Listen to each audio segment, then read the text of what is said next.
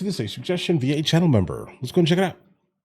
Let's see where this takes us, guys. County sheriff in Utah says Charlie Kirk's accused assassin knew that he was going to get caught, so he agreed to turn himself in, but he wanted assurances of a peaceful, gentle surrender. Okay. Meanwhile, Utah investigators are speaking to Fox News. So basically more than he gave out, but generally police are going to be police and they're going to be, go through the concept of due process. So of course, they're going to take you in as long as you're not going crazy, safely. It's about what their biggest questions are right now. Listen here.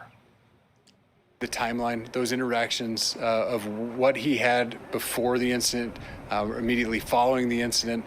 We're really just scouring, looking for any evidence that either solidifies this case or if it leads to anything that contributes. But right now, we don't have anything that we're open to sharing that would insinuate that anybody else is involved besides him. Right. Donna Ortuno is a Fox News contributor, and she joins us now. Yeah, guys, those messages were pretty obvious. Start with his surrender.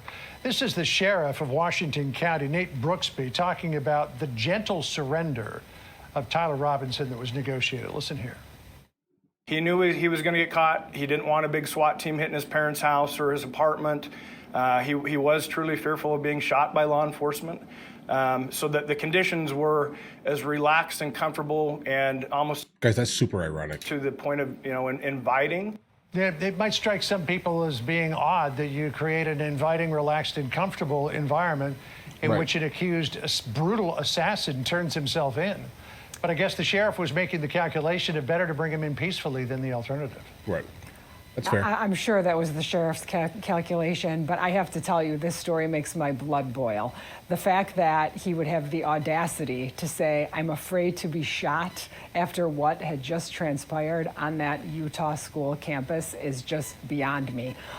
Charlie did not have that ability to say he was afraid of being shot. And so just those words, I think, will not be a favorable point for Mr. Robinson. No. I do think law enforcement obviously had to do everything that they could do to get him to bring himself in, and the least dangerous they needed to make it for the officers was something that they should have done as well. So I guess in the end, the final result was what should have happened. He turned himself in, he's in custody, he's charged, and although he has an absolute right of his due process, he has a right to be innocent until proven guilty, but just the audacity of that statement, I don't know about that, guys. Quite bone-chilling, to be honest. Yeah. Like guys, listen, I'm fully aware of the concept of due process and, making sure someone is in fact, considered innocent, let's say, until they're proven guilty.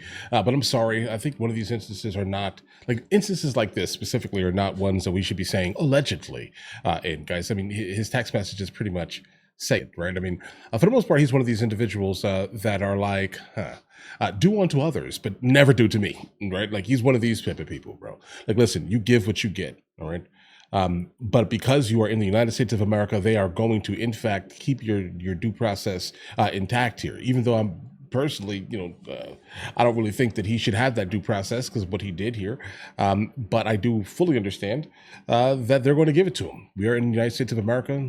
It is what it is. I mean, not to say that this would have happened, but when you look at how things like a domestic call can go so wrong as it did in Pennsylvania, if you can avoid possible violence, that's usually a good thing. Absolutely. The alleged assassin's parents were also concerned that he was going to take his life. So I guess the sheriff probably also made a calculation of, look, if we try to get this guy with guns drawn, there's a chance that he may put a bullet in his own head. Jesus Better to Christ. actually capture him, bring him in so that the wheels of justice can get in motion with this fellow. No question, which I think this country needs. With a crime as horrific as this on a campus, open air, I think this country needs to watch this play out. I think we need to watch a trial, as we probably would have liked to see in Koberger. This is the same situation. It's a horrific crime. You ended the life of someone with more promise than probably 99% of people out there, a father, a husband. So I think watching this play out is what needs to happen, and having him turn himself in safely was the proper ending. I also found this data to be very interesting. Fox Digital has got an exclusive interview with a relative of Tyler Robinson's transgender lover, Lance Twiggs. The relative told Fox that Twiggs, quote, thought he wasn't being, or his father rather, thought that he wasn't being respectful and was problematic, so they kicked him out. He then lived with his grandparents until he was 18 and graduated from high school. But the real reason he was acting out was because he was using drugs and alcohol and was addicted to gaming. So a little bit about Lance Twiggs' background there. Right. He doesn't appear to be a suspect in the assassination, but he I doubt sure it. would seem to be a significant witness in this case, given that text message exchange between Robinson and himself. I agree. Yeah, guys, I fully agree with that completely here. I do not think that he had anything to do with it. I do think that because of Charlie Kirk was, like exactly who he was, and the messages that he basically promoted for the most part here, traditional America. Yeah, I can imagine how someone who would consider themselves a transgendered, and someone who is also dating someone who is considered transgender, I can see how that could be something that is like the main reason why this guy was like, I have to do something. I have to stop the concept of this guy that is talking against my echo chamber. I hate that. That's kind of the vibe I get from this entire scenario. I do not think that the lover, specifically the boyfriend, had anything to do with this at all. I think that Tyler was just trying to, for the most part, protect the honor of the community that he is kind of like living within, along with the honor of his boyfriend. Yeah, for sure. He's definitely going to be a witness. I think he's been Witness, very absolutely. important in helping the police and their investigation, and he's definitely cooperating with law enforcement, it seems. So I think from that standpoint, he will be very helpful and useful. But I do think this is another thing that we need to look at as a country.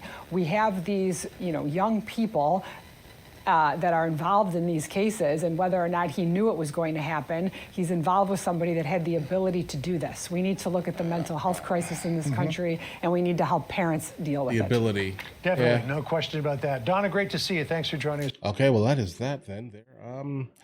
Listen, I've said it a couple of times now. Like, a lot of people say a lot of things, but will never do it. Like, think about growing up, and how does your father sometimes speak when he got angry? I'm gonna throw you through the wall. Never happened in my household, but I've seen it in enough like movies and TV shows that's probably what happened occasionally, right? Did he ever throw you through the wall? No, right? So, and the thing is that, guys, a lot of people say a lot of things when they're like in jest for the most part. And if we were to actually attempt to convict on every single one of those instances, there will be a lot of people in jail for thought crimes, right? So obviously we should not wait for someone to do something terrible, but we do have to understand that there needs to be somewhat of a balance in the concept of like reporting scenarios like this. Who knew this guy had the ability to do that? I mean, obviously, if you're looking and listening to somebody always talking, talking crazy about certain topics, then I guess you can pretty much put it together that, hey, there may be some issues here, but we do have to understand that there needs to be a balance between thought crimes and crimes. Right? That's just my opinion on that. There, I do not think that the boyfriend has had anything to do with this. Yeah, he heard a lot of craziness, probably. I want to know what happened up until the moment, guys. Because generally people like this, there would have been signs kind of beforehand. You get what I mean here, guys? What were the signs before? I still want to hear about his childhood. I want to know all of the things that that led up to this very specific moment, truthfully. But as the stories come out, we will continue to encounter them, right? But listen, guys, if you guys are new here, please like and subscribe. In the meantime, I will catch you guys later.